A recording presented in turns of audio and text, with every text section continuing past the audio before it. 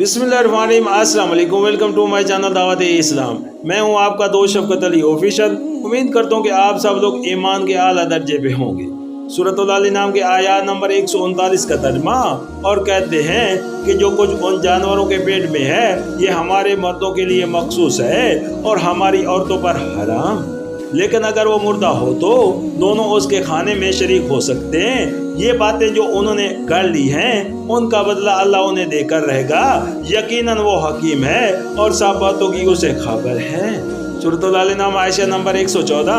अहले अरब के हाँ नजरों और मनतों के जानवरों के मुतल्लिक जो खुद साख्ता शरीयत बनी हुई थी उसकी एक दफा ये भी थी कि उन जानवरों के पेट से जो बच्चा पैदा हो उसका गोश्त सिर्फ मर्द खा सकते हैं, औरतों के लिए उनका खाना जायज नहीं। लेकिन अगर वो बच्चा मुर्दा हो या मर जाए तो उसका गोश्त खाने में मर्द और औरत सब शरीक हो सकते हैं। सूरतुल अल नाम के आयत नंबर 140 का तर्जुमा, यकीनन खसारे में पड़ गए वो लोग जिन्होंने अपनी औलाद को जहालत और नादानी की बिना पर कत्ल किया और अल्लाह के दिए हुए रिज़्क़ को अल्लाह पर अफ्तरा पर दराजी करके हराम ठहरा लिया।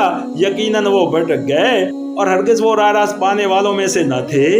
सूरतुल अल नाम आयशा नंबर 115। यानी अगरचे वो लोग जिन्होंने ये रस्म और रिवाज गढ़े थे, तुम्हारे बाप दादा थे, तुम्हारे मजहबी बुजुर्ग थे, तुम्हारे पेशवा और सरदार थे, लेकिन हकीकत बहरहाल हकीकत है उनके इजाद किए हुए गलत तरीके सिर्फ उस लिए सही और मुकद्दस नहीं हो सकते कि वो तुम्हारे इस्लाफ और बुजुर्ग थे जिन जालिमों ने कत्ल औलाद जैसे वहशाना फेल को रस्म बनाया हो, जिन्होंने खुदा के दिए हुए रिज़्क़ को ख्वाह मखा खुदा के बंदों पर हराम किया हो, जिन्होंने दीन में अपनी तरफ से नई नई बातें शामिल करके खुदा की तरफ मंसूब की हो, वो आखिर फलाह याब और रास्त रवा कैसे हो सकते हैं, चाहे वो तुम्हारे इस्लाफ और बुजुर्ग ही क्यों ना हो।